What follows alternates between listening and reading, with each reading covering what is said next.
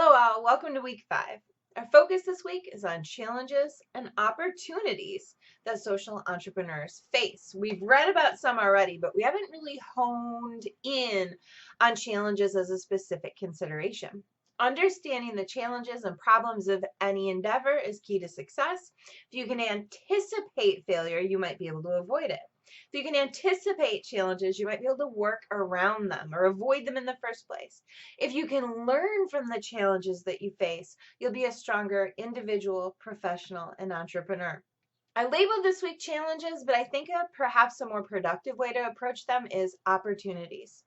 In this video, I'm going to talk first about barriers to creativity in general, and then I'm going to talk specifically about challenges to social entrepreneurial projects. And I'm also in this video going to introduce and get us started on Project 3, which is a collaborative project.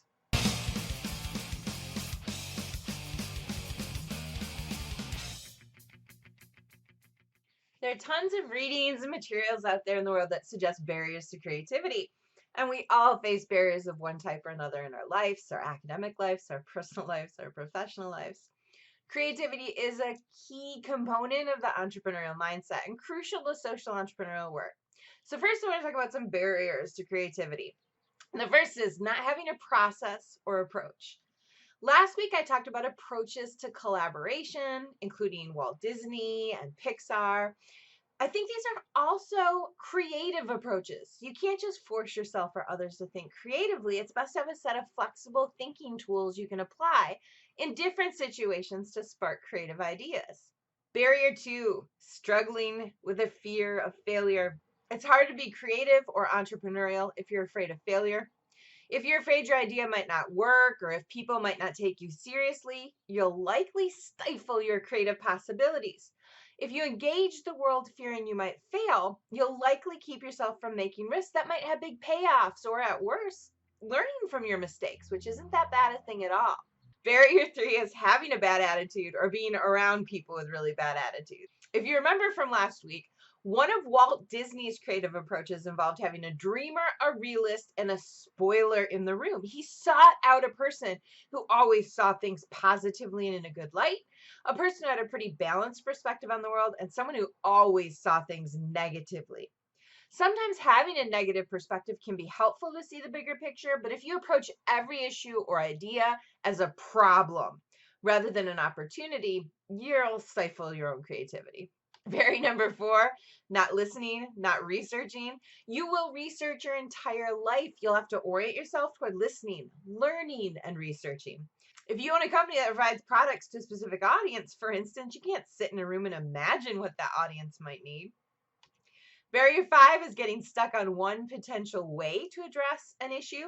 You may have heard the expression, if all you have is a hammer, everything looks like a nail.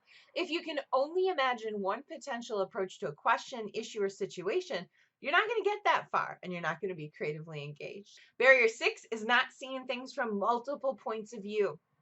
This is sort of connected to barrier 5. If you only see the world through your own perspective and viewpoint, you'll miss a lot of what's going around you and limit your creativity. Barrier 7, seeing the forest or the trees. It's crucial to focus on both the big picture and the small details, and you'll likely need tools to help you to do so.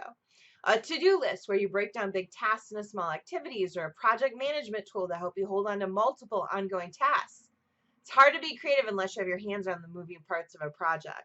Barrier 8 is lack of creative inspiration. There are places that suck the energy out of people.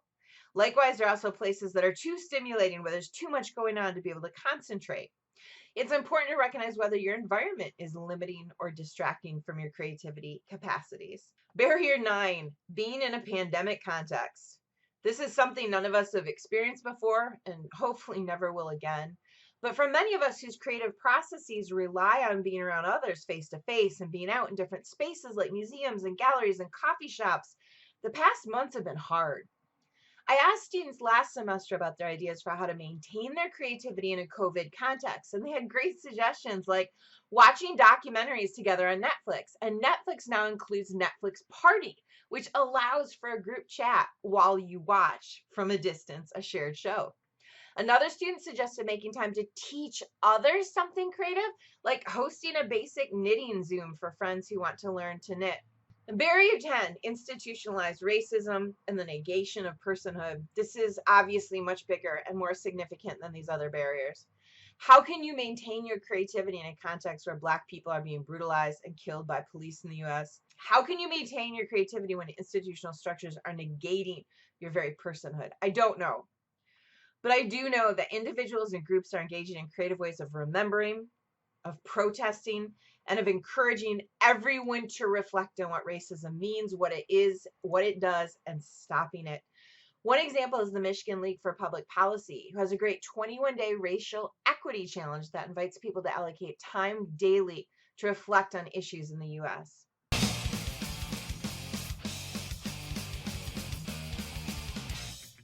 I want to transition from talking about challenges to creativity to talking specifically about challenges that social entrepreneurs face. Pravin Visa is a professor at the Guru Nanak Institute of Engineering and Technology, and he defines a social entrepreneur as someone who identifies practical solutions to social problems by combining innovation, resourcefulness, and opportunity. They're committed to producing social value, and they do so by identifying new processes, services, and products, or unique ways of combining existing proven practice with innovation to address complex social problems. And Visa continues by distinguishing social entrepreneurship from capital or business entrepreneurship.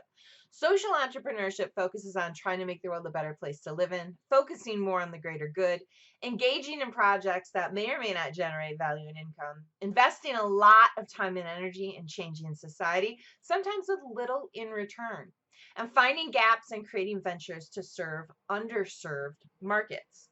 And in this context, profit isn't the key driving motive or purpose. Rather, social change and social environmental capital is.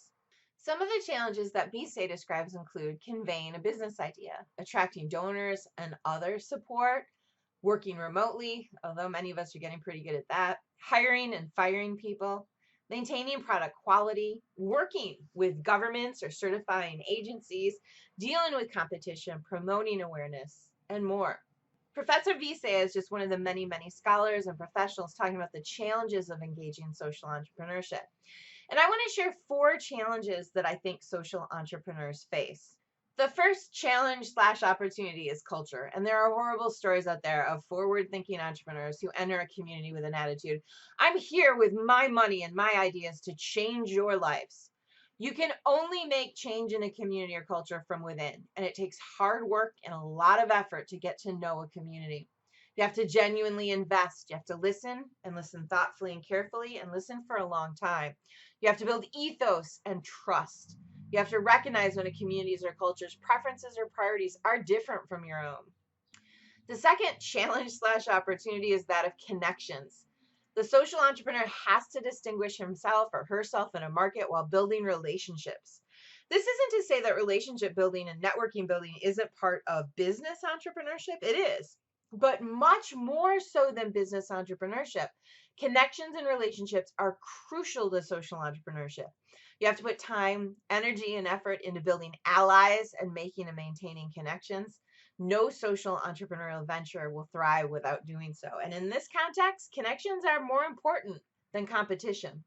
The third challenge slash opportunity is what I call the infrastructural context. And this encompasses institutional dynamics, economic context, technological context, legal issues, and more. In 2008, when the US economy tanked, a lot of nonprofits and social entrepreneurial ventures dried up and went away. Those that survived had situated themselves well and in an integrated way into larger infrastructures. They were able to navigate economic changes, to best put technology to use to thrive, and to tap into legal resources to stay afloat. Right now, in the face of a global pandemic, staggering unemployment, and a massive recession, it's going to take navigating the larger infrastructures for social entrepreneurial initiatives to survive. And the fourth and last challenge is failure. Every book, every article, every biography, every webpage I've read about social entrepreneurship is marked by failure. What characterizes successful ventures and distinguishes them from unsuccessful ones is people who can fail forward. That is people who aren't afraid to put a big idea out there and to see it flop. People who can pick themselves up and say, okay, let's try that again. Let's try that differently. People who learn from their mistakes and move forward.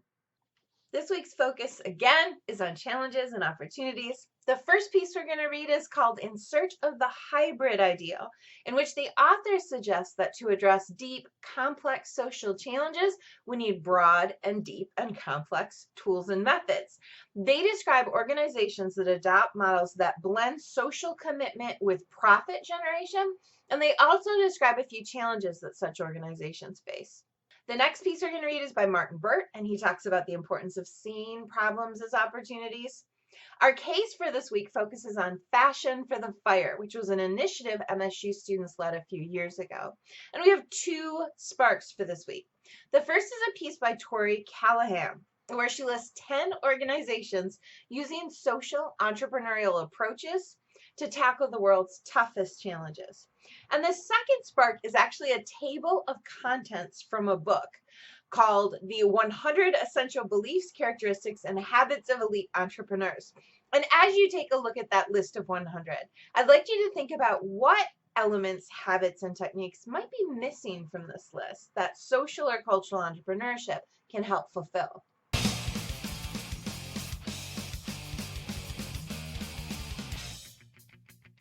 Along with reading about challenges and how to navigate them, we're going to be in work this week on Project 3.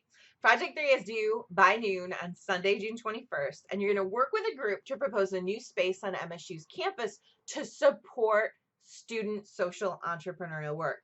It needs to be bold, it needs to be creativity centered and innovation oriented. It has to be by students, for students. It's funded by a, of course, hypothetical $40 million donor gift, and the donor wants to make sure you design it and has launched a competition. The space will be built in the old Shaw Lane power plant, although you don't have to imagine filling the entire space. You might just imagine a floor or a wing of the building as MSU's student social entrepreneurial space. The full assignment and specifics about what your entry in the form of a standalone presentation must include are posted in the assignments and Dropboxes folder on D2L.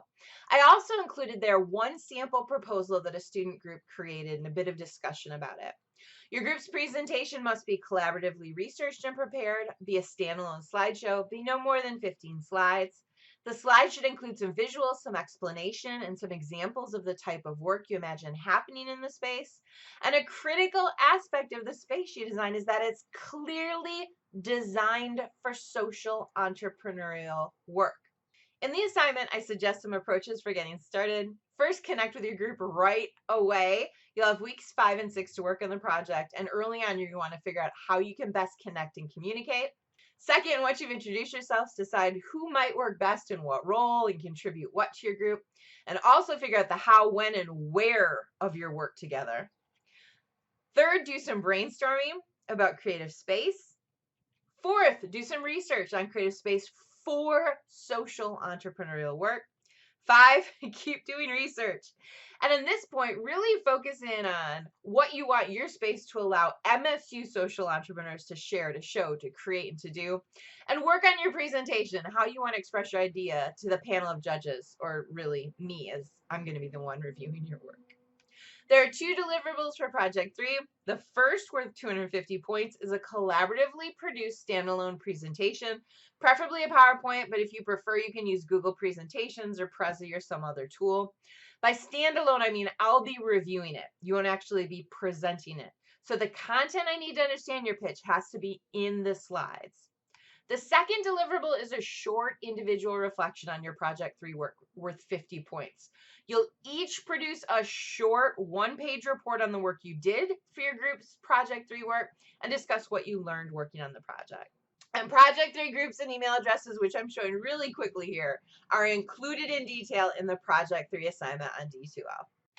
You want to check in early with your group this week. Before you jump into the week 5 readings, case, and sparks, I suggest you connect with your group members, introduce yourselves, share contact information, discuss the strengths that you bring to the project, and talk about how you want to work together on the project. As always, feel free to reach out to me individually or as a group if you have any questions about Project 3 or any questions about our week 5 readings, case, sparks, and work.